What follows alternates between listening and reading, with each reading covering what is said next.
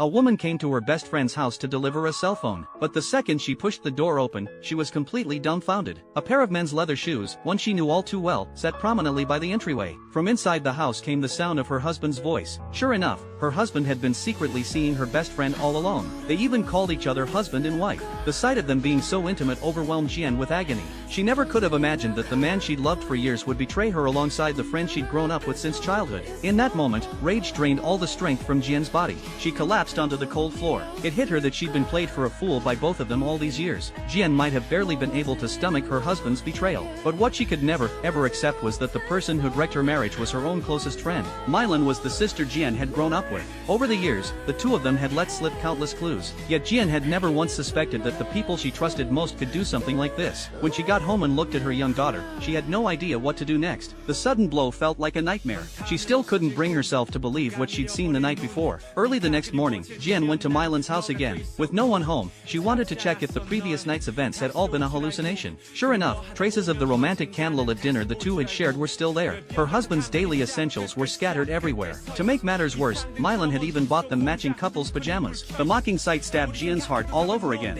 What she'd seen the night before was no dream at all. Jian wandered the streets in a daze all morning. When she finally got home, her mother-in-law immediately started complaining. Her mother-in-law wasn't happy that Jian hadn't made breakfast. She lashed out, accusing Jian of sneaking off to laze around. She even sniped, questioning whether Jian had found another man. Faced with her mother-in-law's unwarranted accusations, Jian said not a single word. Her heart was completely numb, leaving her with no energy to argue with the always sharp-tongued woman. But Jian's silence only served to infuriate her mother-in-law further.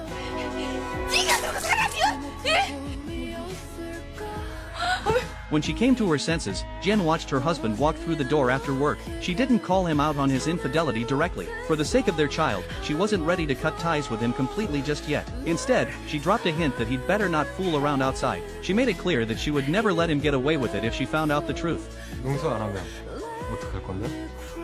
두 사람 다 망가뜨려 버릴 거야. 당신이?